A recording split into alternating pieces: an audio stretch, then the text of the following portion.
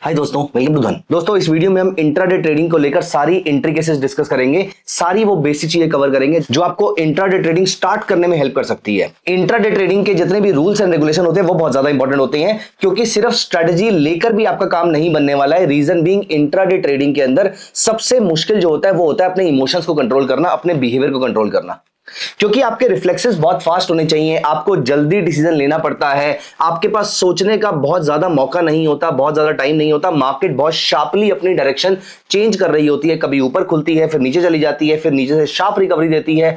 ये सारी चीजें इंट्राडे ट्रेडिंग में बहुत ही आम बात है, बहुत ही नॉर्मल बात है। इसीलिए इंट्राडे ट्रेडिंग अपने आप में एक सबसे डिफिकल्ट गेम माना जाता है। क्या है वो सारे के सारे रूल्स, रेगुलेशंस, गाइडलाइंस,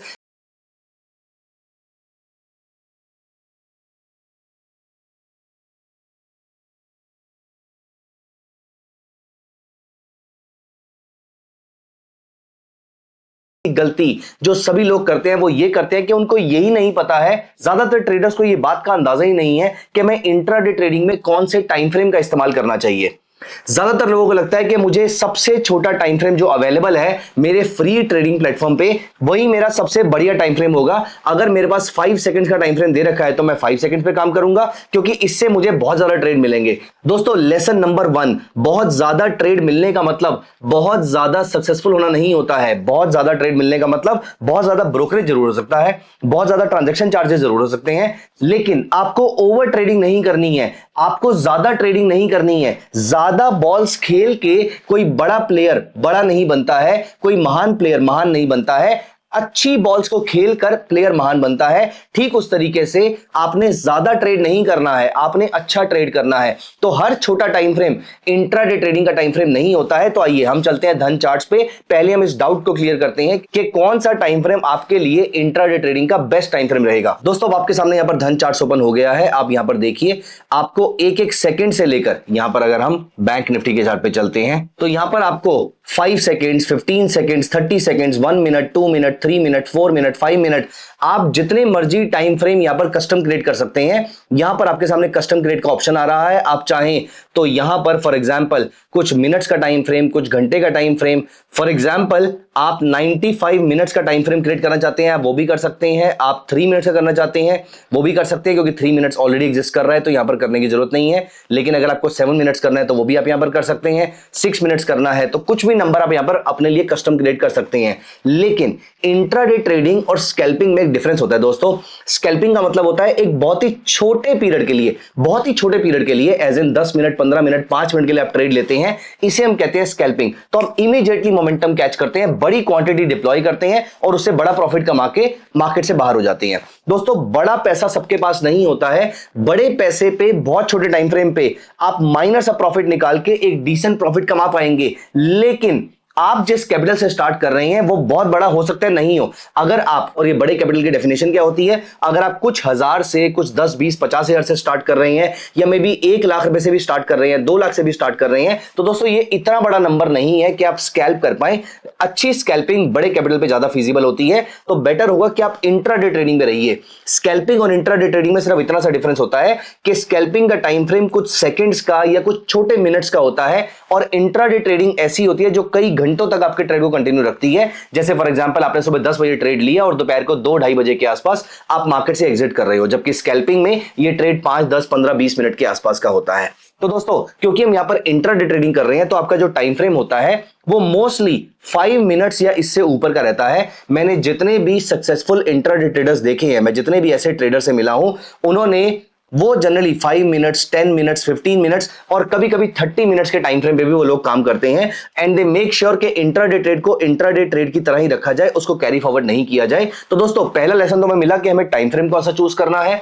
तो 5 मिनट से लेकर 15 मिनट्स या 5 मिनट से लेकर 30 मिनट्स के आसपास का आप कोई भी टाइम फ्रेम डिप्लॉय कर सकते हैं, यूज कर सकते हैं। लेकिन दूसरा लेसन मैंने आपके सामने यहां पर एक और क्लियर कर दिया है। दोस्तों, एक गलती जो हम में से ज्यादातर लोग करते हैं वो ये है कि हमने आज ट्रेड लिया, अगर आज वो प्रॉफिट में नहीं आया या फिर समहाउ हमसे प्रॉफिट चूक गया, हम उस समय ऑक्यूपाइड थे, हम उस समय बिजी थे, तो हमने उस ट्रेड को कल तक के लिए कैरी फॉरवर्ड कर दिया कि कोई बात नहीं, आज प्रॉफिट बुक नहीं हुआ, कल कर लेंगे। दोस्तों this kind of step is generally suicidal in the markets.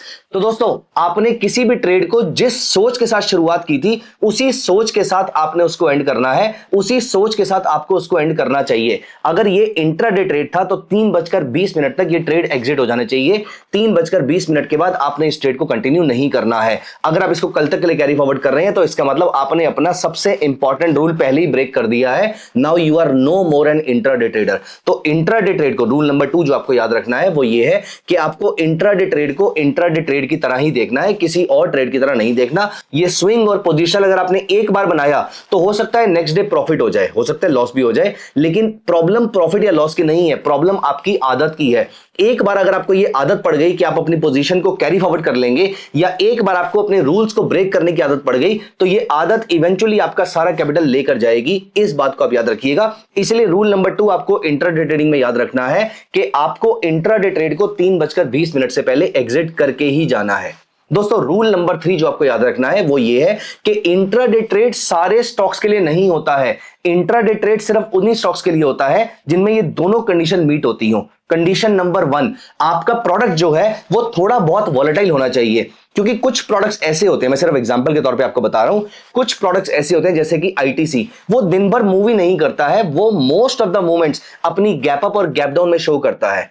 वहीं उसके अगेंस्ट अगर हम कोई और स्टॉक देखें, फॉर एग्जांपल वॉकहार्ट, अगेन मैं यहाँ पर कोई रिकमेंडेशन नहीं दे रहा कि आपको कौन से स्टॉक में ट्रेड करना है और कौन से में नहीं करना है, वो तो अपने एक्सपीरियंस से पता करेंगे ही। तो गाइज मेरा पॉइंट ये है कि आईटीसी जैसा जो शेयर है वो ब्रॉडली दिन भर साइडवेज रहता है, जबकि एक और कंपनी है वॉकहार्ट, वो मोस्टली बहुत ज्यादा वॉलेटाइल रहती है। अडानी एनर्जी के शेयर फॉर एग्जांपल बहुत ज्यादा वॉलेटाइल रहते हैं। तो दोस्तों यहां पर आपको याद रखना है कि इंट्राडे ट्रेडिंग सारे टाइप के स्टॉक्स के लिए नहीं होती है, सिर्फ लिमिटेड टाइप के स्टॉक्स के लिए होती है। पहला, जिनका बीटा हाई होता है, जो ज्यादा वॉलेटाइल होते हैं। दोस्तों दूसरी चीज, आपके प्रोडक्ट में एक फीचर जरूर होना चाहिए जिसमें आप इंट्राडे ट्रेडिंग कर रहे हैं, वो ये है कि वो प्रोडक्ट हाईली लिक्विड होना चाहिए। जेड कैटेगरी स्टॉक में, माइक्रो कैप शेयर्स के अंदर आपको इंट्राडे ट्रेडिंग नहीं करनी चाहिए। स्पेशली आपको ऑप्शंस में, वो वाले ऑप्शंस जो इलिक्विड होते हैं उनमें तो आपको इंट्राडे ट्रेडिंग नहीं करनी चाहिए। तो बेसिकली द प्रॉब्लम इज कि लिक्विडिटी आपका नुकसान करा सकती है, इसीलिए आपको ऐसा कोई भी प्रोडक्ट जो इलिक्विड हो सकता है उसमें आपको इंट्राडे ट्रेडिंग बिल्कुल नहीं करनी होती है। ये बात आप याद रखिएगा, क्योंकि अगर आप इंट्राडे में स्क्वायर अप नहीं कर पाएंगे तो रूल नंबर 2 ब्रेक करेंगे कि आप इसको कंटिन्यू कर लेंगे, कैरी फॉरवर्ड कर लेंगे, और यहां पर आपके बड़े लॉस की शुरुआत हो जाएगी। क्योंकि ब्लैक स्वान इवेंट्स या फिर मेजर गैप अप और major gap down mostly overnight ही होते हैं, ड्यूरिंग द डे नहीं होते हैं। एंड दोस्तों last but not the least, the fourth and the most important rule is कि सारे सेक्टर्स में भी इंट्राडे ट्रेडिंग नहीं होती है। दोस्तों आपको चूज करना है सुबह 9:15 बजे वो वाले सेक्टर्स जो सबसे अच्छा परफॉर्म कर रहे हैं। कैसे पता करेंगे हम इसको?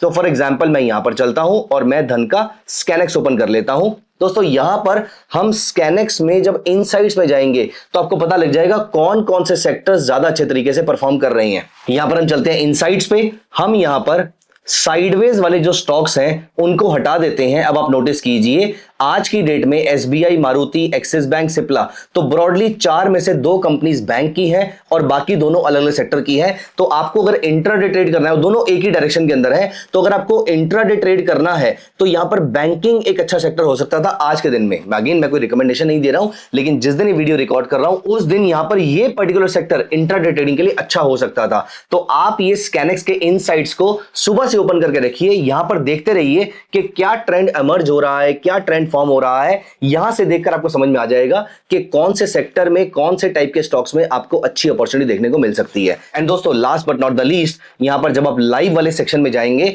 तो यहां पर आपको कंटिन्यूअसली ऐसे स्टॉक्स का इनपुट मिलता रहेगा जिनमें बड़े मूव्स देखने को मिल रहे हैं। जैसे आज की डेट में एचडीएफसी लाइफ इंश्योरेंस, ईआईडी पैरी, पेट्रोनेट एलएनजी, ये सारे अपने डेज लो पे या वीक लो पे चल रहे हैं।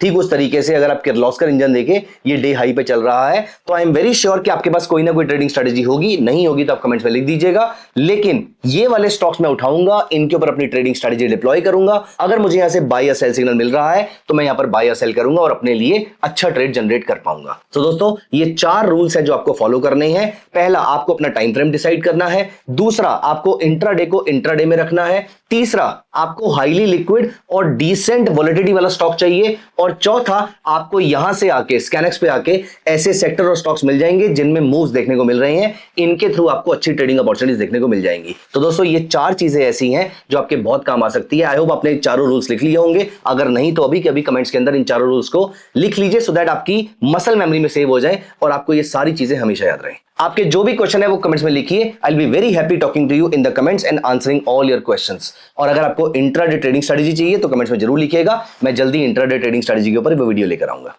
दोस्तों मिलते हैं अगली वीडियो में, bye bye, take care of yourself. Investments in the securities market are subject to market risk. Read all the related documents carefully before investing.